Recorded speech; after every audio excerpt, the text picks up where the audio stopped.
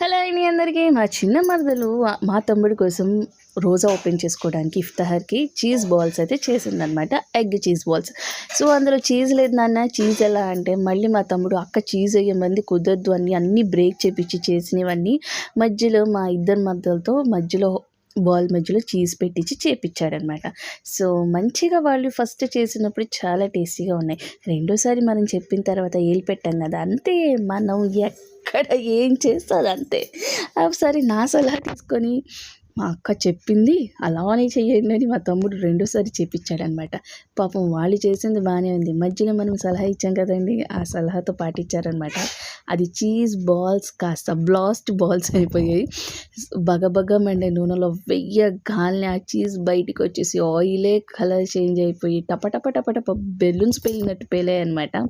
ఏం పని చేసావు వదిన, ఫస్ట్ మేము చేసినవి మంచిగా ఉన్నాయి కదా, ఎందుకు వదిన మధ్యలో చీజ్ పెట్టమన్నావు అని తెగ పొగిడేశారు. అసలు ఆ రోజంతా నన్ను మా తమ్ముడైతే లోపల ఎన్ని పొగుడుకున్నారో నాకు తెలీదు. మొత్తానికి మన పనులని డబుల్ పనులు ఇలానే ఉంటాయండి. అందుకే తొందరపడి వంట దగ్గరికి రాను. ఈ ఇన్స్టాగ్రామ్లో ఒక వీడియోస్ చూస్తాను ఫుడ్వి, అవి ఎలా అని రావాలంటే రావట్లేదు. ఒకటి చూస్తాం, ఒకటి చేస్తాం, అదనమాట. మొత్తానికి ఎగ్ చీజ్ బాల్స్ అనమాట అవి.